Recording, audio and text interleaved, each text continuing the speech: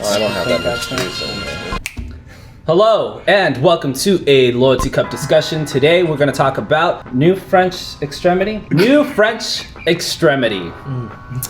New French Extremity was a term coined by a man named James Quaint is actually used to diss the genre or diss this idea that these new French movies coming out were filled with this ultra violence, this ultra sexuality in such a way that, at least the way he saw it, I think it was almost meant to offend and almost meant to just shock you. Our idea of what this genre means is it's just an ultra violent, ultra gory horror movies with just a bit of that art house feel, kind of a different artsy vibe to it. Just some kind of subtext other than the horror, you know. With Frontiers you have the political unrest, You got the cult vibe and Martyrs. there's some substance to it, you know, an attempt of making something a little bit more respectable, I guess, than just a horror movie. So that's kind of the way that it's described. Sean, I want to hear from you. Do you think as a genre or movement that it stands in that way? Why or not? No, I see these as just French horror movies. You know, I think that thing that they're talking about is just the French essence just thrown in there. This blasé attitude towards sex and violence, I think you can find in a lot of their art. Because even if you just go back to the early 90s, you've got Man Bites Dog, which is super violent and also just kind of new. You know, it kind of has a found footage documentary vibe to it. But then even in literature, you got Marquis de Sade doing Justine, where this girl has her morality that she tries very hard to maintain, and the world literally rapes and abuses her for the entire book. Voltaire, Candide, you've got characters in there who are constantly met with violence. I think one person loses a butt cheek in that book, you know? And it's treated kind of like that's just something that happened. So I don't see it necessarily as a movement. I think it's just a genre, a cool name for a genre that someone tried to apply and it stuck. It's almost as if a fan base found French movies and decided they had to give it a name. Yeah, instead of just being like, oh, these are French movies. Yeah, French movies are awesome. But instead they're like, oh, these French movies are so different, distinct, and they have a different point of view, as if they're from somewhere other than Hollywood. You know, because it did ride that wave of American torture porn movies. And so this may have been the first time people had seen French horror movies. Maybe not, but I could see that as being possible. Like, this is your first experience with extreme French cinema, and so it must just be new. As opposed to new to you. Well, and I think this was almost a reaction to the Americanized torture porn movies like Saw or Hostel or anything from the turn of the century. Even Scream almost as just like hyper slasher, right? They took the horror genre, they identified we need a character with a knife that runs after people in a mask, and they pushed that as far as I could go. So I think this was a reaction to that because they took a lot of the senseless violence, the unapologetic sexuality. They don't turn the camera off, they show these things for a long amount of time to make the viewer complicit.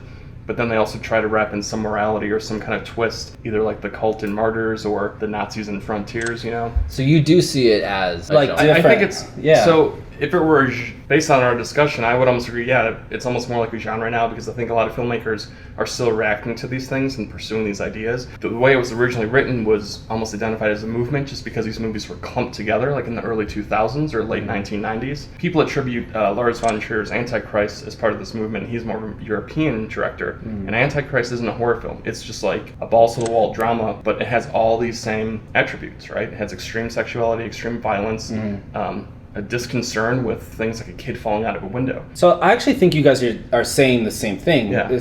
You're saying, I don't see a reason for distinguishing it. They've always been distinctive films. Sure.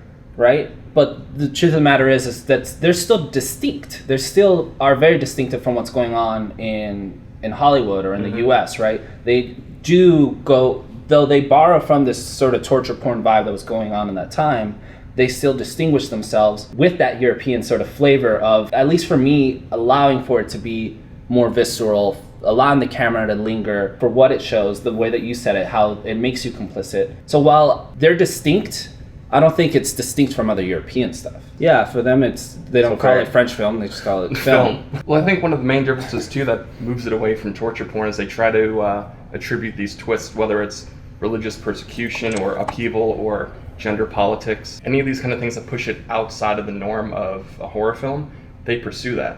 Whether or not it works or not, I mean, some movies work better than others. When I invite people over to my house to watch these movies, I just say I'm watching a French horror movie. Well, it's like... And that's shorthand for, like, it's going to be messed up. If you use Enter the Void as an example, I mean, that director is associated with a few of these films that are in that, lumped into that category. But Enter the Void is more about death and the afterlife and this kind of omniscient view of the self. Yeah, it's almost pure existentialism. I wouldn't necessarily call it a movement. I would almost just lump it in with those like 4 movies, right? I don't think it extends really much past that, in my opinion. Like, I think it's a cool way to describe this lump of movies that came out in quick succession. I could apply that genre tag to these movies, but really it just refers to those movies. Yeah. You know? And I think a lot of people see it the same way. Yeah, they don't really...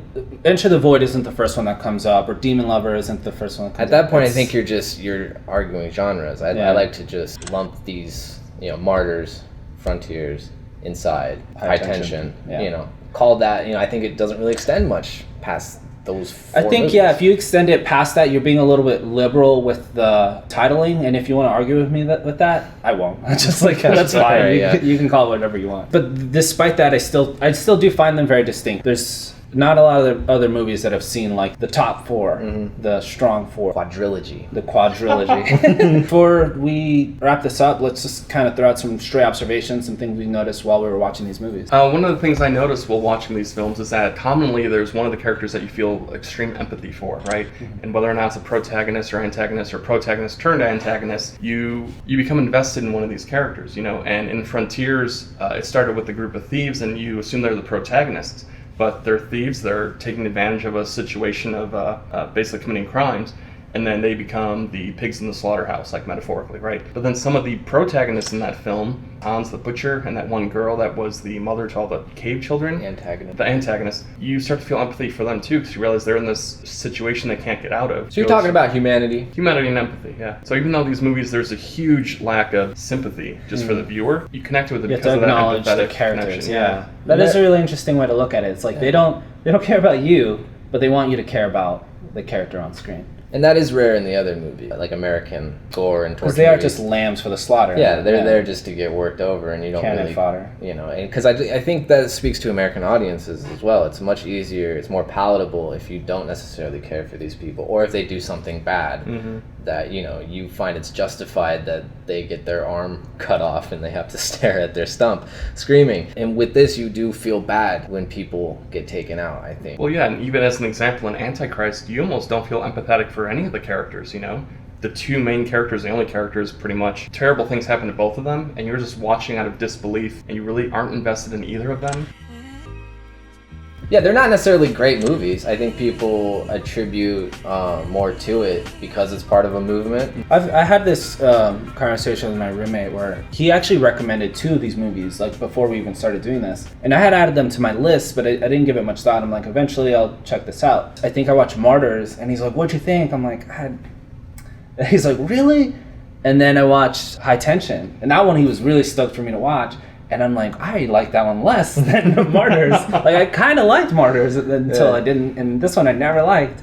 And he's just like, it disregarded my, like, you don't know what you're talking about. I think a common thread, too, is that they kind of lack a complex narrative. It's like the movie is just a vehicle to get to the violence and sexuality.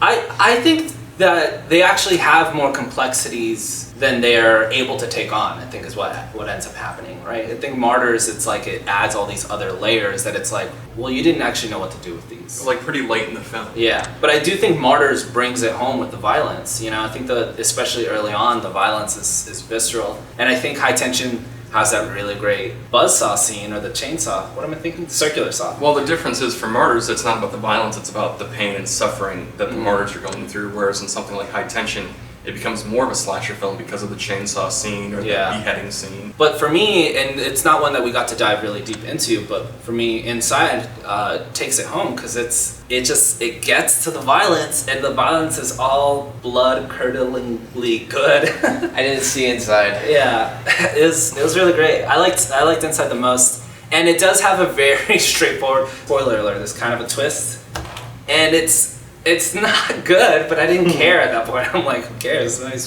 But it's so isn't the violence in service to the narrative? Oh, absolutely. Whereas the other movies, it's the other way around. Like the No. narrative has to exist to support the violence they want to show.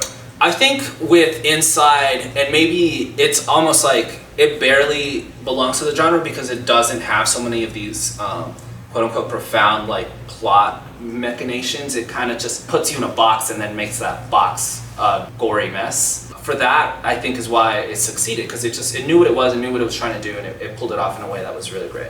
Whereas the other movies, they knew what they wanted to do, but and a lot of times I applaud movie for its ambition, but it just didn't. Its reach was beyond its grasp. I want to make a quick prediction. I think the upcoming Lars von Trier movie, The House of Jackville, I think it's going to fit a little bit into the genre. Oh, I feel that way, absolutely. So I'm curious to see what that looks like when it comes out. All right, do you guys have any other thoughts on this before we wrap it up? That was a lot of fun. I had a lot of fun. Yeah. A lot of fun, yeah. I'd like to do another one of these. Sean and I fought a lot. Oh my gosh.